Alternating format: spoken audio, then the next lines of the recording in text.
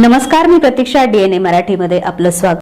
शेवगाव तालुक्यातील गोळेगाव येथील ग्रामस्थ गोळेगावसह परिसरातील गावाच्या भविष्यासाठी व परिसरातील पाण्याचा प्रश्न कायमचा सुटण्यासाठी येथील पाझर तलावाची दुरुस्ती करून पाण्याची साठवण क्षमता वाढवण्यासाठी सिमेंटची भिंत बांधावी आणि महात्मा गांधी राष्ट्रीय रोजगार हमी योजनेअंतर्गत अनुदानित विहीर मिळणे, कामी गावचा समावेश सुरक्षित वर्गवारीत व्हावा या दोन प्रमुख मागण्यांसाठी ग्रामपंचायत कार्यालयासमोर ग्रामस्थ बेमुदत धरणे आंदोलन गेल्या 17 दिवसांपासून करीत असून संबंधित अधिकाऱ्यांनी ठोस आश्वासन न दिल्यामुळे गोळेगाव येथील ग्रामस्थांनी शेवगाव गेवराई राज्यमार्गावरील बोधेगाव येथे मंगळवार दिनांक 11 रोजी सकाळी 2 तास रास्ता रोको आंदोलन केले.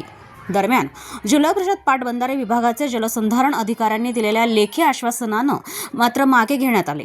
परंतु ग्रामपंचायत कार्यालयासमोर सुरू असलेले बेमुदत धरणे आंदोलन हे सुरूच राहणार असल्याचे यावेळी आंदोलकांनी सांगितले. यावेळी जिल्हा परिषद विभागाचे जिल्हा जलसंधारण अधिकारी शिवम दापकर, सहाय्यक जिल्हा जलसंधारण अधिकारी आकाश परदेशी, उपविभागीय जलसंधारण अधिकारी प्रवीण दहातोंडे, गटविकास अधिकारी अजित कुमार बांगर, शेवगाव पोलीस स्टेशनचे पोलीस निरीक्षक समाधान नागरे यांच्या मार्गदर्शनाखाली सहाय्यक पोलीस निरीक्षक धरमसिंह सुंदरडे आदी प्रशासकीय अधिकाऱ्यांसह सरपंच सौ मुक्ताबाई आंधळे, झाड फाउंडेशनचे संस्थापक अध्यक्ष संजय आंधळे, प्रकाश बापू भोसले, सुनील खंडागळे, संगीताताई ढवळे आदींसह आंदोलनकर्ते मोठ्या संख्येने उपस्थित होते.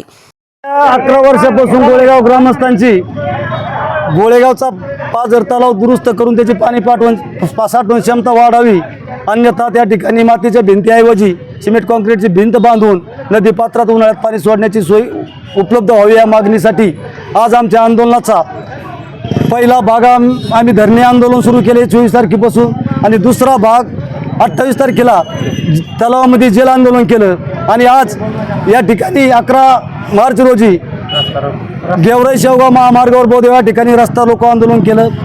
प्रशासनाचे मृद जलसंधारण विभागाचे अभियंता आले, त्याचबरोबर जिपालपाचे आले आणि भूजल सर्वेक्षण विभागाच्या वरिष्ठांनी फोनवर संपर्क केला की मी आंदोलनस्थळी 2 घंट्यामध्ये येऊन तुमच्या काय मागणी असतील त्या मागणीचा पाठपुरावा करतो आणि जलसंधारणवाल्याच्या लेखी आश्वासनानंतर आम्ही या ठिकाणी आजचं रस्ता रोको आंदोलन स्थगित केलेलं आहे.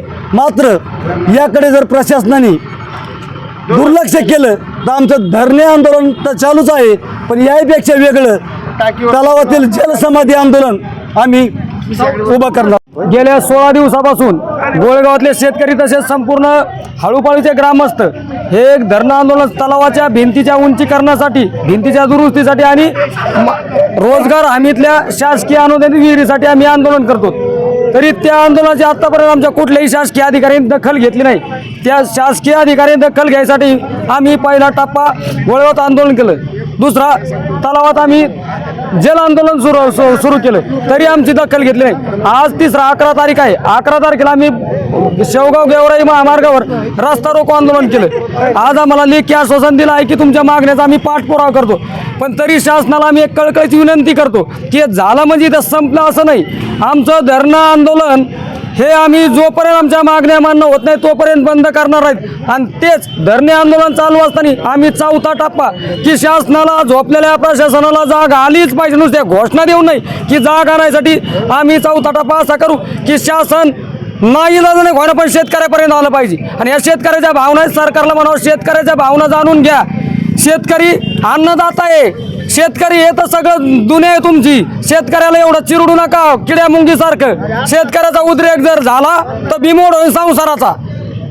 प्रतिनिधी इसाक शेख, DNA मराठी, शेवगाव.